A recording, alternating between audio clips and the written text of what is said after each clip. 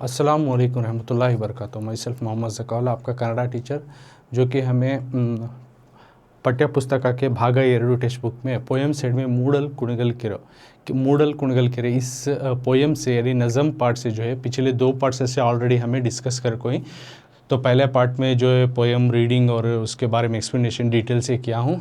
उसके बाद पार्ट 2 में शॉर्ट नोट्स और कुछ मीनिंग्स और अभ्यास प्रश्नಗಳು रिलेटेड ये तमाम चीज़ें हमें डिस्कस करूँ। तो उसका आगे का अभ्यास प्रश्नಗಳು जो कि तुम्हारे टेस्ट और एग्ज़ाम के रिलेटेड है, वेरी इंपॉर्टेंट है। तो 1-2 पार्ट देखकर जो है मत छोड़ो, पूरे पार्ट्स लगे रहो पूरे पार्ट्स जो कंटिन्यूटी करते हुए देखते रहो। So it will useful for your FS and SA and final exam जो बोर्ड एग्ज़ाम आता है इसके लिए भी लिखने के लिए आपको थरोली प्रिपरेशन होती।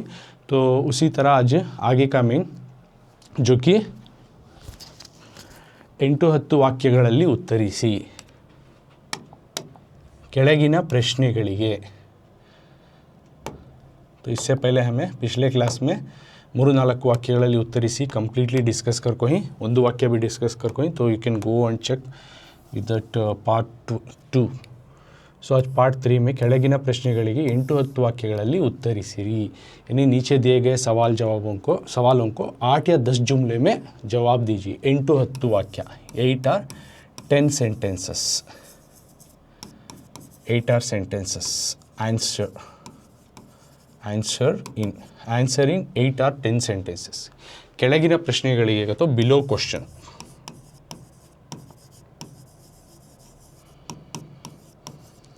below questions। So answer 8 or 10 sentences in answer in 8 or 10 sentences to the below given question। तो फर्स्ट क्वेश्चन क्या है? क्वेश्चन नंबर 1, सवाल नंबर 1 देखो। प्रश्ನೆ 1, ಕುಣಿಗಲ್ ಕೆರೆ ಜೀವ ಸಂಕುಲಕ್ಕೆ ಆಶ್ರಯವಾಗಿರುವುದನ್ನು ಗೀತೆಯಲ್ಲಿ ಯಾವ ರೀತಿ ವರ್ಣಿಸಲಾಗಿದೆ? यानी क्वेश्चन नंबर 1, सवाल नंबर 1 को कुಣಿಗಲ್ केरे का तो कुಣಿगल के लेक को किस तरह से जीव संकुलक यानी जानदार चीज़ों को आश्रयವಾಗಿರುವುದನ್ನು, तो जानदार चीज़ों को शेल्टर बने, कैसा शेल्टर बने करको गीतेಯಲ್ಲಿ यानी इस नज़म में ಯಾವ ರೀತಿ किस तरह से डिस्क्राइब करको वर्णिಸಲಾಗಿದೆ। किस तरह से कुಣಿगल केरे जो है, कुಣಿगल का लेक किस तरह से जो भी जानदार चीज़ें हैं, लिविंग थिंग्स हैं, लिविंग बीइंग्स है उसके सराउंडेड, तो उनको इन्हें एक तरफ से जो भी उनका खाना पीना हो, रहन सहन हो, इसके लिए जो है सहारा बन रहा है। कौन सा? कुಣಿगल केरे। इसको पोएम में किस तरह से पोएट जो है, जैसे कि इसमें पोएट को नहीं कहते तो जनपद साहित्य है, फोक लिटरेचर है। तो जनपद साहित्य को जो लिखने वाले हैं कॉमन पीपल्स यानी जनपदरों, नॉर्मल पीपल जो जनसामान्यरों हैं। तो इस पोएम में किस तरह से उन्होंने एक्सप्रेस करी कि कुಣಿगल केरे जो कि कुಣಿगल का लेक या तालाब जो है किस तरह से जो जानदार चीज़ों को सहारा बनाया उनकी जीने के लिए। तो उसको हमें अकॉर्डिंग टू द जनपद साहित्य फोक के लिटरेचर के हिसाब से हमें डिस्क्राइब करको लिखना। तो यू कैन सी हियर 8-10 ವಾಕ್ಯಗಳಲ್ಲಿ ಉತ್ತರಿಸಿ। ಕ್ವೆಶ್ಚನ್ ನಂಬರ್ 1, ಕುಣಿಗಲ್ ಕೆರೆ। ಪ್ರಶ್ನೆ 1 ಕ್ವೆಶ್ಚನ್ ನಂಬರ್ 1, ಪ್ರಶ್ನೆ 1 ಕ್ವೆಶ್ಚನ್ ನಂಬರ್ 1, ಕುಣಿಗಲ್ ಕೆರೆ ಜೀವ ಸಂಕುಲಕ್ಕೆ ಆಶ್ರಯವಾಗಿರುವುದನ್ನು ಗೀತೆಯಲ್ಲಿ ಯಾವ ರೀತಿ ವರ್ಣಿಸಲಾಗಿದೆ? Same question. कुಣಿगल का तालाब जो है लिविंग बीइंग्स के लिए किस तरह से शेल्टर बना, किस तरह से आसरा बना, इस पोएम में डिस्क्राइब करी लिखो। तो आंसर एक बार पढ़ता हूँ, उसके बाद आपको समझाता हूँ। फर्स्ट पैराग्राफ, ಕುಣಿಗಲ್ ಕೆರೆಯಲ್ಲಿರುವ ಜಲಚರಗಳನ್ನು ತಿನ್ನಲು ಕಬ್ಬಕ್ಕಿಗಳು ಬಾಯ ಬಿಡುತ್ತಿವೆ, ಕೆರೆಯ ಅಕ್ಕಪಕ್ಕದಲ್ಲಿ ಹುಲುಸಾಗಿ ಬೆಳೆದಿರುವ ಬಾಳೆಯ ಮರಗಳು ಕೆರೆಯ ಮೇಲೆ ಬೀಸುವ ಗಾಳಿಯಿಂದ ನಡುಗುತ್ತಿವೆ, ಕೆರೆಯಲ್ಲಿ ಬಾಳೆ ಮೀನುಗಳಿವೆ, ಅವನ್ನು ಹಿಡಿಯಲು ತೆಪ್ಪಗಳಲ್ಲಿ ಬರುವವರನ್ನು ನೋಡಿ ಮೀನುಗಳು ಬೊಬ್ಬೆ ಹೊಡೆಯುತ್ತಿರುತ್ತವೆ, ಬಾಳೆ ಮೀನುಗಳ ಗೋಳಾಟವನ್ನು ಆಲಿಸಿದ ಗುಬ್ಬಿಗಳನ್ನು ಸಾರಂಗಗಳನ್ನು ನಗುತ್ತವೆ ಎಂದು ಕವಿ वर्णिसिದ್ದಾರೆ। करको फर्स्ट पैराग्राफ में बोल रहे हैं। तो इसका वर्ड टू वर्ड समझेंगे आंसर में। तो इस तरह से तुम्हें लिखना, ಕುಣಿಗಲ್ ಕೆರೆಯಲ್ಲಿ, कुಣಿगल के तालाब में, ಕುಣಿಗಲ್ ಕೆರೆಯಲ್ಲಿರೋ, कुಣಿगल के तालाब में रहने वाले जलचरಗಳನ್ನು, जो पानी में रहती जानदार चीज़ को उनको बोलती जलचरा यानी पानी में जीती, जैसे कि मछली जीती है, टर्टल यानी तांबेल जीती है, मेंढक रहता है नहीं, और मगर रहता है, और बहुत सारे जानदार किस्म के चीज़ जो है हमें तालाब में देख सकती, तो उसको जलाचरा बोलती हैं, जो पानी में रहा करती, जिया करती। तो उस तरह के पानी में रहने वाले जानवरों को तिन्नलु, उनको खाने के लिए, कौन मछलियों को खाने के लिए कब्बक्कीगळु, कब्बक्की एक किस्म का परिंदा जो कि मैं पोएम जो एक्सप्लेनेशन किया हूँ उसमें दिखाया हूँ। तो कब्बक्कीगळु, तो उस तरह के परिंदे, जो एक किस्म के परिंदे बायु बिಡುತ್ತಿವೆ, वो मुँह खोलने को खड़ी। तो ಕೆರೆಯ ಅಕ್ಕಪಕ್ಕದಲ್ಲಿ, और वो यानी मुंह खोलकर जो है उनको खाने के लिए तैयार होकर खड़ी। ಕೆರೆಯ ಅಕ್ಕಪಕ್ಕದಲ್ಲಿ यानी तालाब के आजू बाजू में, next to that lakes and rivers, हुलुसागी ಬೆಳೆದಿರುವ यानी अच्छे खासे पैदावार हुए, अच्छे खासे आए हुए बाಳೆಯ ಮರಗಳು यानी जो कि बाಳೆಯ मरगलु यानी बनाना ट्रीस, या फिर माउस के जो पेड़ है वो, ये भी मैं पोएम एक्सप्लेनेशन के टाइम में पिक्चर दिखाऊँ तुम्हें। So that's what I am saying always कि पूरे पार्ट आप देखते रहना पड़ता है तो इजीली अंडरस्टैंड होता है।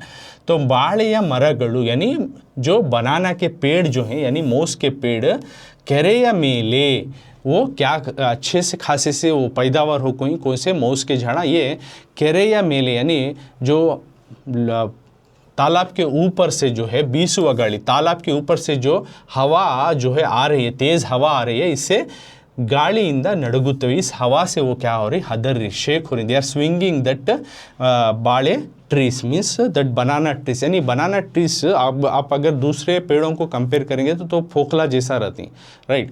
तो बाले ट्रीज को तो मैं ऑलरेडी दिखा दूँ पिक्चर में, अगेन तुम ना दिखाता हूँ एक बार, तो तुम्हें कंफ्यूज ना हो इसलिए।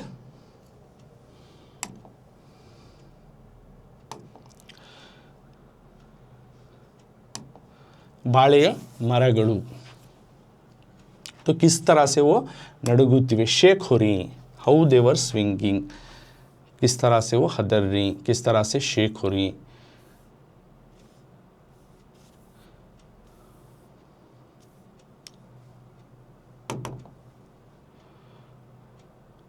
जो उसी तालाब का जो है पानी इस्तेमाल करी बाಳೆಯ मरगलु यानी मौस के झाड़, देख सकते हैं पिक्चर में।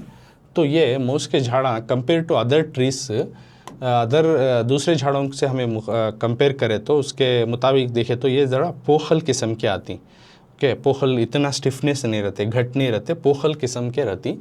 तो वो हवा तेज़ आई तो क्या होती, हलना शुरू होती। वो उस तरह से पोएट जो है यहाँ पे डिस्क्राइब करके बता रहे इसको, क्या इसी पानी का इस्तेमाल करके अच्छा खूबी से जो है मौस के झाड़ा ग्रो को ही, जब तेज़ हवा आती इन्हों भी हलती उस तालाब से आने वाली हवा से। और क्या होता है, ಕೆರೆಯಲ್ಲಿ बाड़े मीनुगली, उसी तालाब में बाड़े मीनुगलिवे, एक किस्म के मछलियां हैं जो ऑलरेडी मैं एक्सप्लेन करे तुमको बताएं, फिर दोबारा तुमने एक बार दिखा रहा हूँ। तो इस तरह के मीनू थोड़े छोटे आती, तो एक किस्म के फिश वो भी रहती बाಳೆಯ मीनुगलिवे, कहाँ, ಕೆರೆ में, कुणिगल लेक में।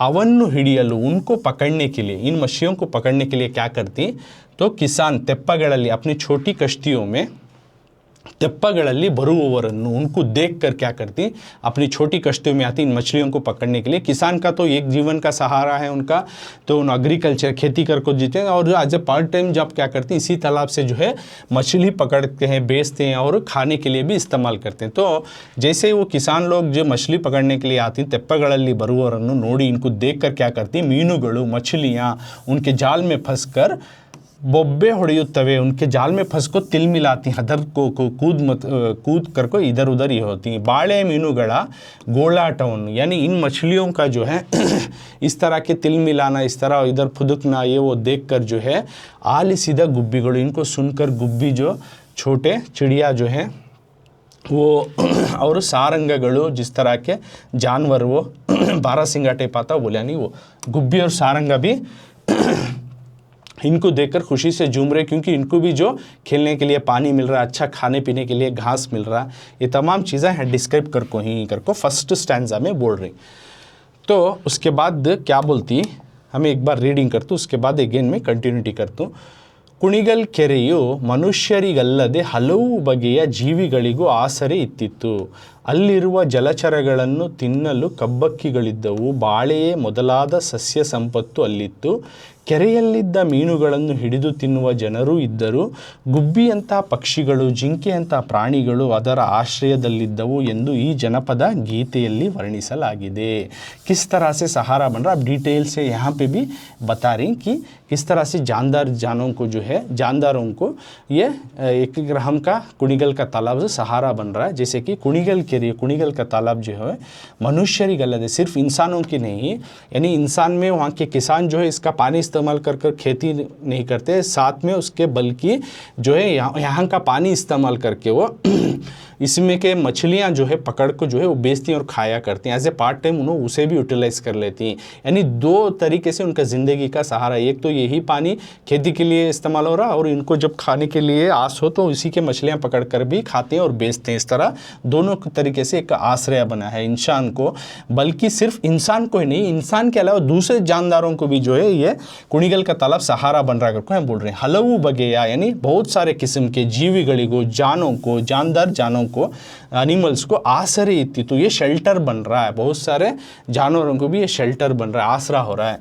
अಲ್ಲಿರುವ वहाँ रहने वाले जलचरಗಳನ್ನು, वहाँ रहने वाले जानदार चीज़ों को क्या होता, खाने के लिए, ತಿನ್ನಲು खाने के लिए कब्बक्कीಗಳಿದ್ದವು. कब्बक्की के एक किस्म के परिंदे जो कि उन मछलियों को, वहाँ के रहने वाले जानदार लिविंग, जैसा मेंढक रहता है, टर्टल रहता है, छोटे छोटे मछलियाँ रहती हैं, इनको खाने के वास्ते कब्बक्की नाम के जो है किस्म के परिंदे, जो ऑलरेडी मैं एक्सप्लेन के टाइम में दिखाया, दोबारा बता रहा हूँ, जो इस तरह के परिंदे जो है इन्हों मुँह खोलने को खड़ी, तो इनको भी सहारा बना है. तो एक तो सहारा बने इंसान को खेती करने के लिए, और दूसरा जो है मछली पकड़कर बेचने और उसी तालाब से मछली पकड़कर खाने के लिए, और दूसरा जो है अलग अलग जानदार जैसे फिश हो, टर्टल हो, ऐसे अलग अलग मछलियाँ हो, ये सब यहाँ पे रहते हैं, तो उनको खाने के लिए इस तरह के परिंदे आते हैं, तो इनको भी एक तरफ से फूड मिल जा रहा है. उसके बाद बाड़ेया ಮೊದಲಾದ सस्य संपत्ति, और इसी तालाब का पानी इस्तेमाल करके मौज जैसे पेड़ों को जो है ग्रो करें, जो कि इससे फल निकलता है, वो दूसरों को सहारा बन रहा है.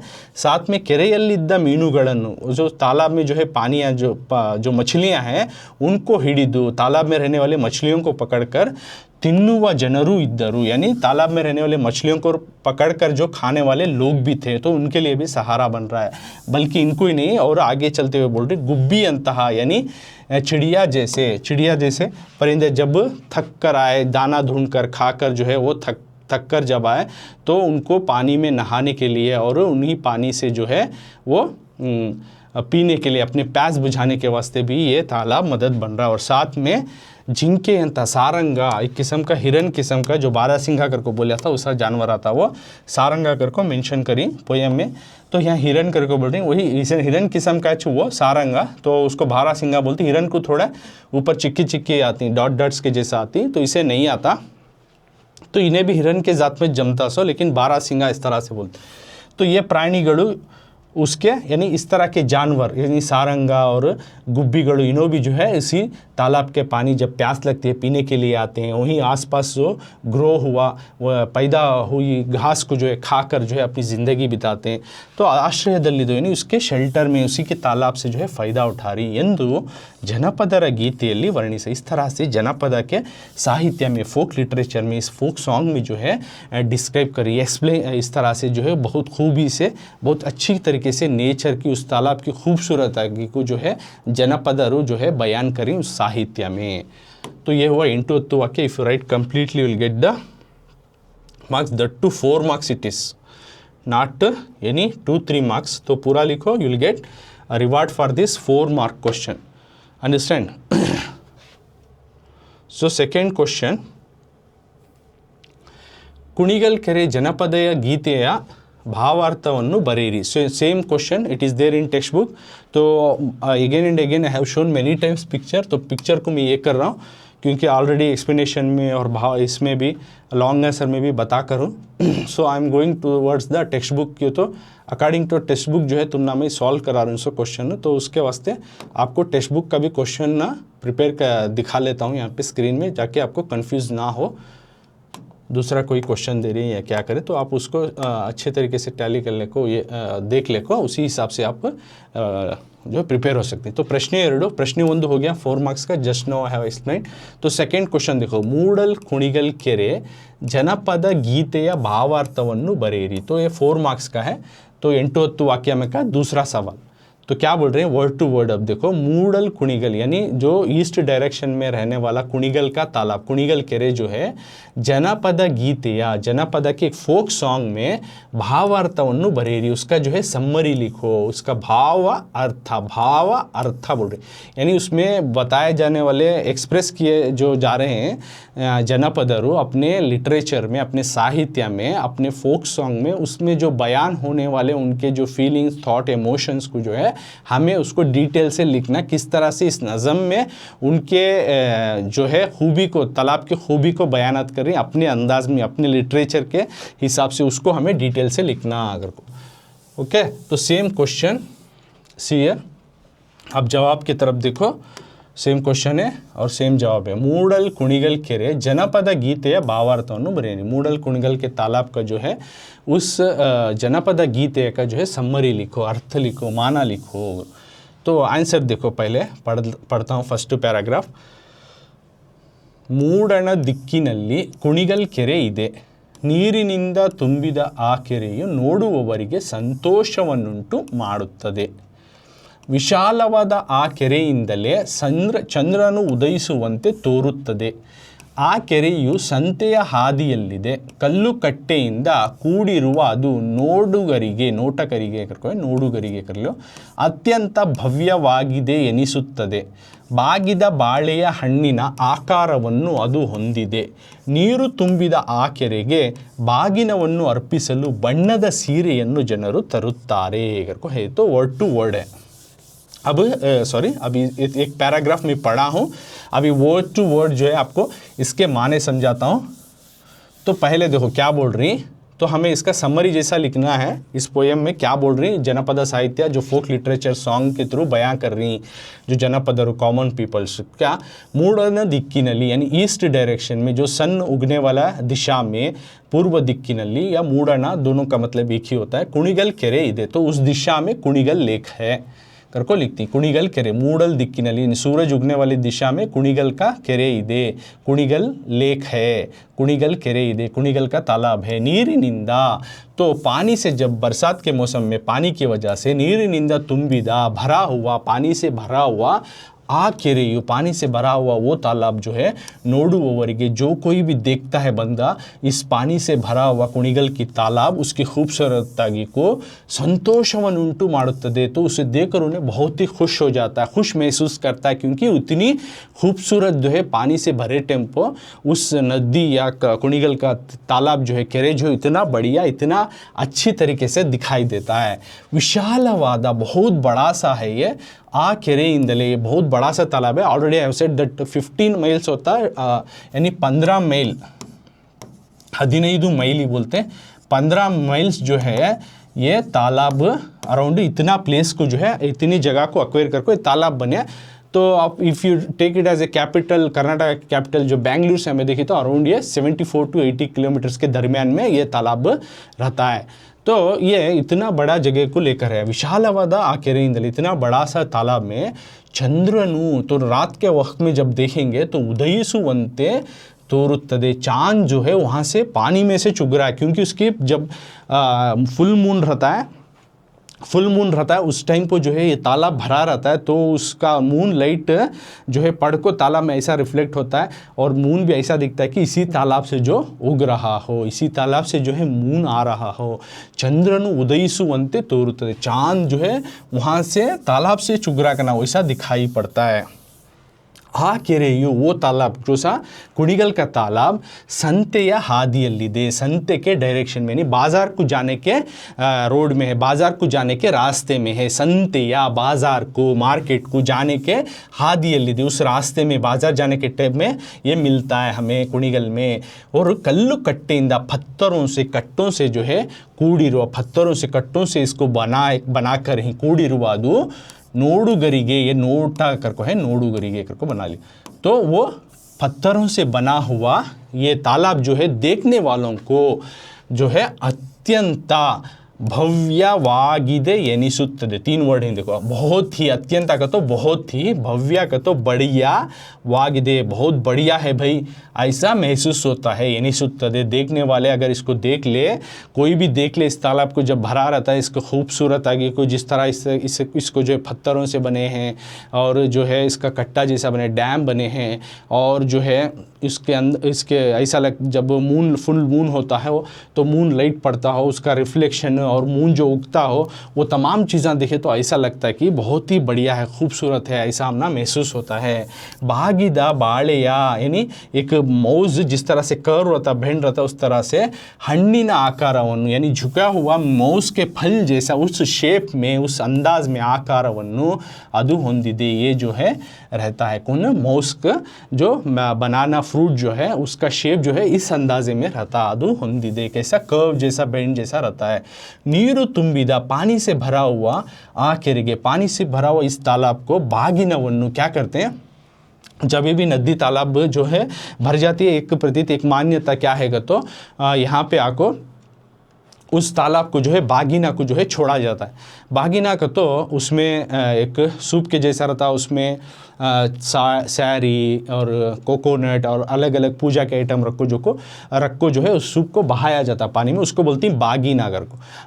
नीरू तुम्बिदा पानी जब भर जाता है तो तब ये करते सो बागिनागर को. बागिना का तो क्या तुम ना many times I have explain, so go through all the part with example with photos में दिखाता हूँ.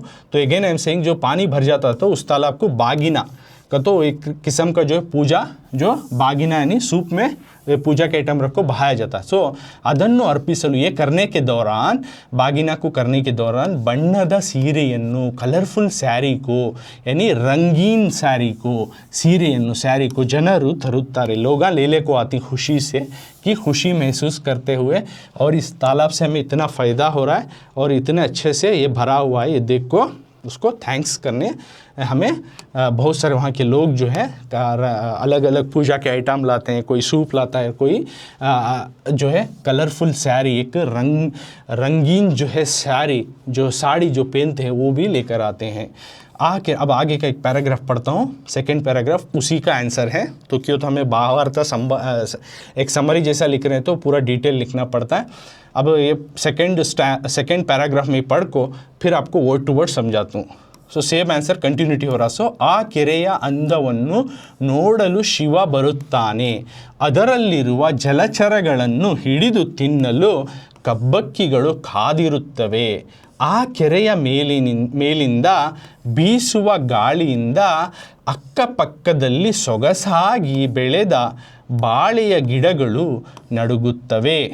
ಕೆರೆಯಲ್ಲಿ ಬಾಳೆ ಮೀನುಗಳಿವೆ, ಅವನ್ನು ಹಿಡಿಯಲು ಜನರು ತೆಪ್ಪದಲ್ಲಿ ಬರುತ್ತಾರೆ. ಆಗ ತಮ್ಮ ಕೊನೆಗಾಲ ಬಂತೆಂದು ಬಾಳೆ ಮೀನುಗಳು ಗೋಳಿಡುತ್ತವೆ. ಅದನ್ನು ಕೇಳಿದ ಗುಬ್ಬಿ ಸಾರಂಗ ಮುಂತಾದ पक्षिಗಳು ನಗುತ್ತವೆ. करको सेकंड एक पैराग्राफ में आंसर इस तरह से है. तो वर्ड टू वर्ड आप समझेंगे क्या बोलना चाह रहे हैं इसमें. करको आ केरेया यानी इस तालाब को जब ऐसा भरा रहता है, ऐसा जो है बागिना सब करती हैं, तो उस दौरान जो है आ केरेया उस तालाब को यानी कुಣಿಗಲ್ के तालाब को अंदವನ್ನು खूबसूरत आगे को उस तालाब के खूबसूरत आगे को the beauty of the lake को नोडलो देखने के लिए to see the beauty of the lake Shivan खुद भगवान शिव जो है कैलाश पर्वत से जो है खुद भगवान इस तालाब को देखने के लिए उतर जाते हैं. बरुत्ताने शिवनु बरुत्ताने भगवान शिव जो है आ जाते हैं कैलाश पर्वत से. ಅದರಲ್ಲಿರುವ और उसमें यानी किसमें, ಕುಣಿಗಲ್ के तालाब में. ಅದರಲ್ಲಿರುವ यानी कुಣಿगल के तालाब में इरुवा जलचरಗಳನ್ನು यानी उसमें रहने वाले लिविंग थिंग्स जो तालाब में रहती हैं, जानवर जो पानी में रहने के जानवर जैसे कि फ़िश हो, टर्टल हो, छोटी मछली, बड़ी मछली, बहुत सारे रकम के जो है जानवर पानी में भी रहते हैं. राइट, जितना ज़मीन के ऊपर रहते हैं बताते हैं कि उससे ज़्यादा जो है पानी के अंदर लिविंग थिंग्स जो है उससे ज़्यादा स्पेसिस जो है ज़्यादा रकम के स्पेसिस पाए जाते कर को भी बता कर साइंटिस्ट. तो उसी तरह जो जानवर जो पानी में रहते हैं इस तरह के जानवरों को हिडिदु पकड़ कर जो है खाने के लिए तिन्नलू। तो उस दौरान जो है बता रही खूबसूरत आगे को बयान करते हैं, खुश वो भगवान जो आ जाते हैं इसका नज़ारा देखने और इसमें रहने वाले मछलियों को दूसरे जानदार चीज़ों पकड़कर खाने के लिए खुद कब्बक की गड़ू, कब्बक की किस्म के परिंदे ऑलरेडी हैव शोन, तो उस परिंदे जो है आ जाते हैं कादिर उत्तवे, वो जपते रहती हैं, वो आते हैं मुंह खोलकर जो है खड़े होते हैं कि कहाँ कब मेरी मछली ऊपर आ जाए, कब मेरा जो है खाना ऊपर आ जाए, मैं उसको पकड़ कर खा लूँ। तो कब्बक की गड़ू वो किस्म का परिंदा जो कि तुम्हें दिखा करूँ विथ पिक्चर, तो go through and see that. तो उस तरह के बर्ड्स जो है आ जाते हैं। आखिर या मेलिंदा, और उसी वक्त में क्या होता है उस तालाब के ऊपर से आकेरेया का, तो आकेरे का तो यहाँ पे कुणिगल के तालाब, मेलिंदा उसके ऊपर से, कुणिगल के तालाब के ऊपर से क्या होता है बीसुवा गाड़िंदा, जो तालाब के ऊपर से जो आती है तेज़ हवा, बीसुवा गाड़ी तेज़ हवा जो इस तालाब से आती है, तो अक्क पक्कदल्ली आजू बाजू में क्या होता है सೊಗಸಾಗಿ ಬೆಳೆದ, उस आजू बाजू में जो अच्छे से ग्रो होकर रहती है ना बाड़े गिड़गड़ू, जो मौस के पौधे, मौस के पेड़ जो हैं उसी पानी का इस्तेमाल करके जो है अच्छे से खरबूज से जो मौस के झाड़ा आको मौजा उसमें आको रहती, उस तरह का पेड़ क्या करती हैं तो नड़ुगुत्तवे, उस तेज़ हवा जब उस तालाब से आती है, एक ठंडी हवा की लहर उससे उन्होंने स्विंग होती हैं, हदरती हैं, तो उन्हें शेक होती हैं।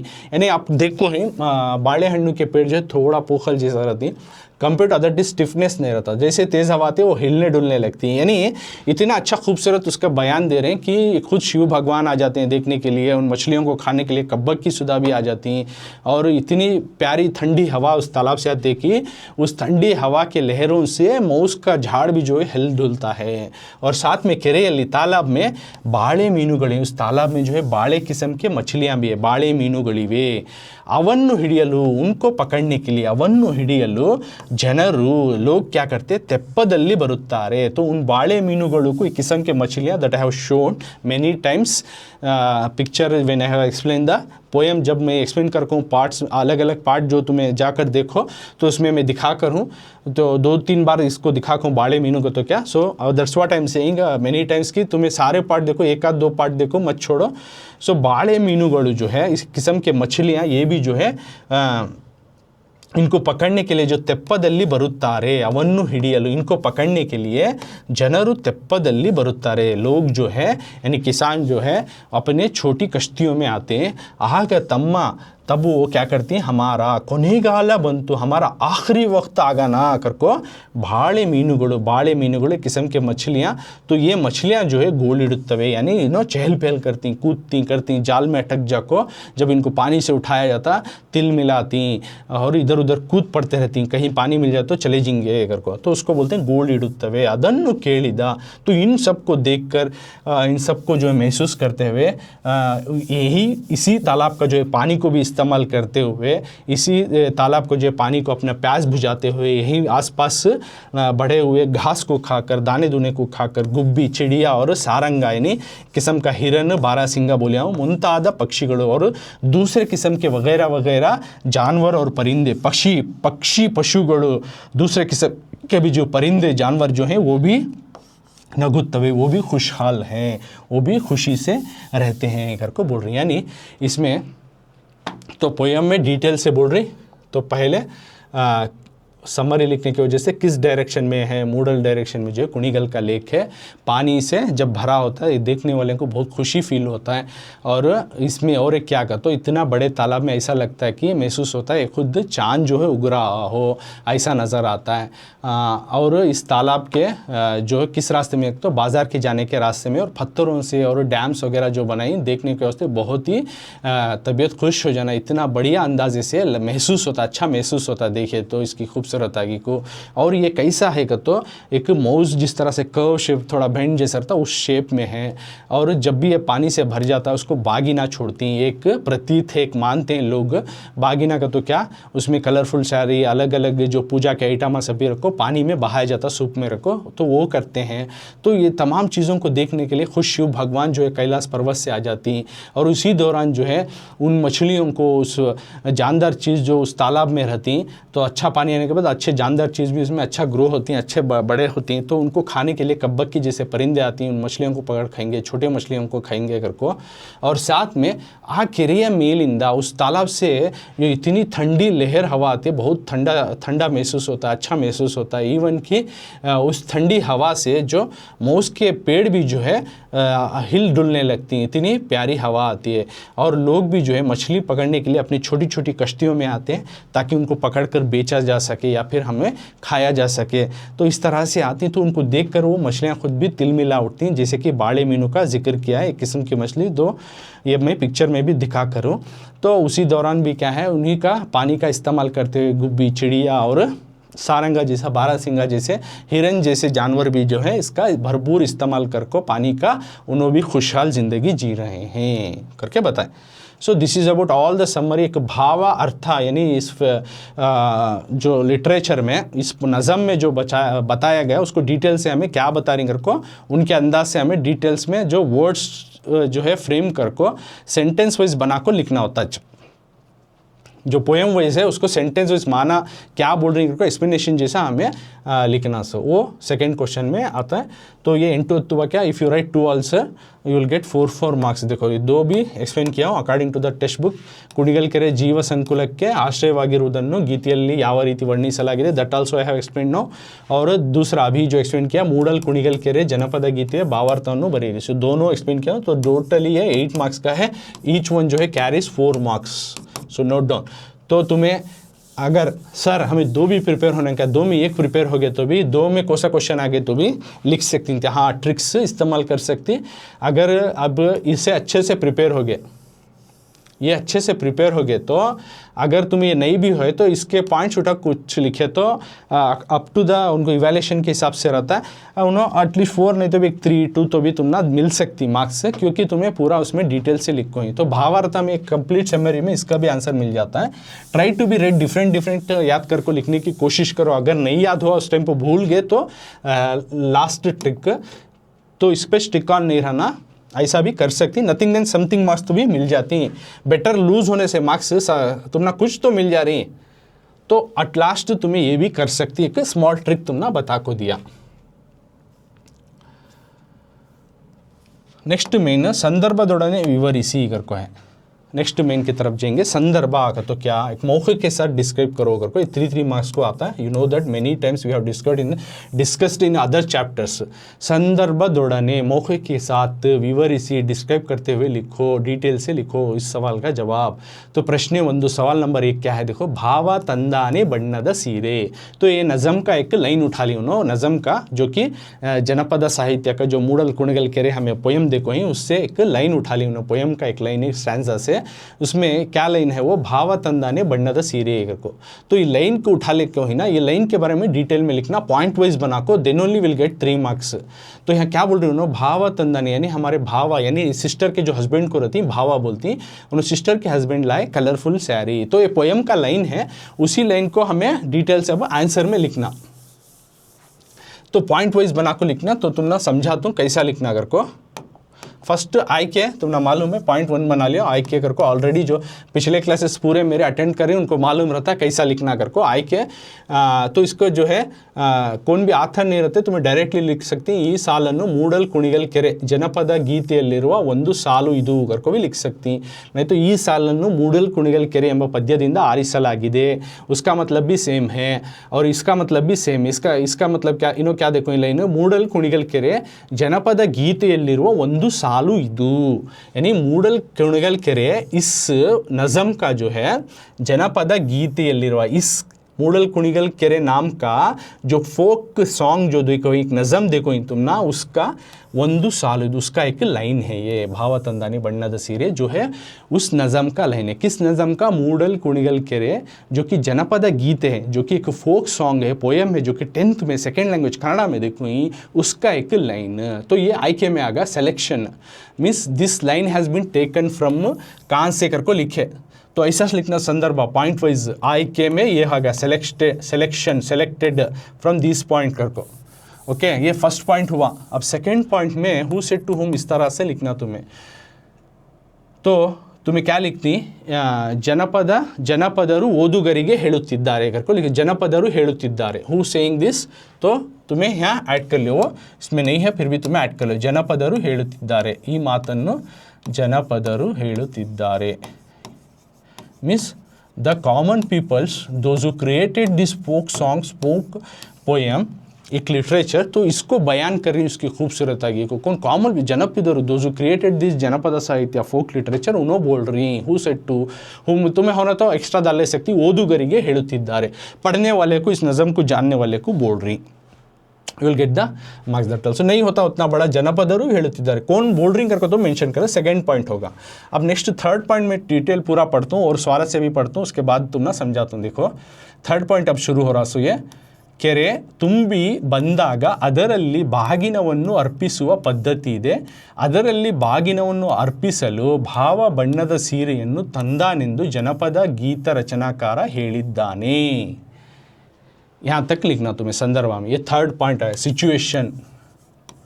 सिचुएशन मतलब अब डिटेल से समझिए कोसे मौके के दौरान जो है ये लाइन आया कर को भाव तंदाने बन्नद सीरे नाम का लाइन कब आया ಕೆರೆ ತುಂಬಿ तालाब भर को बंदागा जैसे तालाब भर को आ गया अदरली उसमें क्या हुआ बागिनवन्नु तालाब जैसे भर को आ गया उसमें बागिना अर्पिसुआ बागिना छोड़ने का बागिना करने का जो कि सुपली में साड़ी और पूजा के आइटम नारल वगैरह सब रखो जो उसको बहाती उसको बोलती बागिना ये करने के दौरान पद्धति दे ये एक सिस्टम है एक रीत है एक प्रतीत है ऐसा करने का एक मानते हैं ऐसा लोग तो उस करने के दौरान ಅದರಲ್ಲಿ तो उसमें बागिनವನ್ನು अर्पिसलु जो बागिना जो अर्पण कर रहे हैं यानी मैं बोले बागिना का तो क्या तो उसको जो अर्पण यानी उसको बहाया जा रहा बागिना को कर रही हैं तो उस दौरान जो है भावा जो है अपने सिस्टर के हस्बैंड जो है भावा बಣ್ಣದ ಸೀರೆಯನ್ನು यानी वो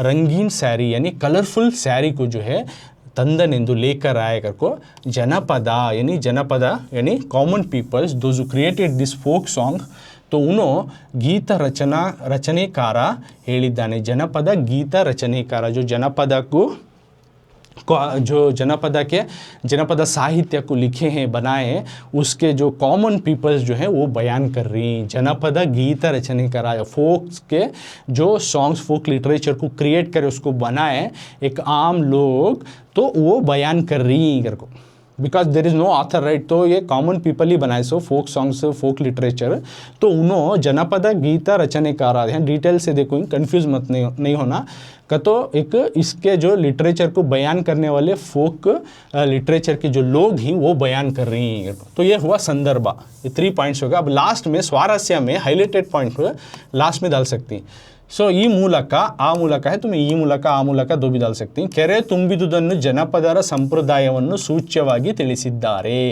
मतलब स्वारस्य में हाईलाइटेड पॉइंट में क्या डालती हैं तुम्हें इस जरिए से ಕೆರೆ ತುಂಬಿದುದನ್ನು तालाब जिस तरह से तालाब भर गया ना उसको जनपदरू यानी जो कॉमन पीपल जो फोक सॉन्ग्स को क्रिएट करे उसकी जो दौरान क्या होता है करने का एक संप्रदाय एक रीत एक कल्चर उनका तालाब भरने के टाइम में उनका कल्चर क्या रहता है कैसा रहता है करको उसको मेंशन करते हुए सूच्यವಾಗಿ mentioning the culture of the peoples when the lake has been filled when the river has been filled that's what they are saying ತಿಳಿಸಿದ್ದಾರೆ इसको बयां कर रही हैं ये स्वारस्य में आता तुमना 4th पॉइंट स्वारस्य अगर को दाल को लिखना तुम्हें 4th पॉइंट देखो पॉइंट 1 नंबर 1 में कहाँ से लिए ये दिए गए लाइन को संदर्भ दिए तो ऐसा लिखना सेकंड कौन बोले हु सेड दिस जनपदरू ಹೇಳುತ್ತಿದ್ದಾರೆ ಮೂರನೇದು थर्ड पार्ट संदर्भ सिचुएशन कब दौरान जो है ये लाइन आया वो लिखती हैं स्वारस्य में हाईलाइटेड इसमें क्या बोलना चाह रही है कि लाइन में आप बयान कर रही कि आ ಮೂಲಕ इस तरीके से ಕೆರೆ ತುಂಬಿದ್ದನ್ನು जिस तरह के तालाब जो भर गया उसको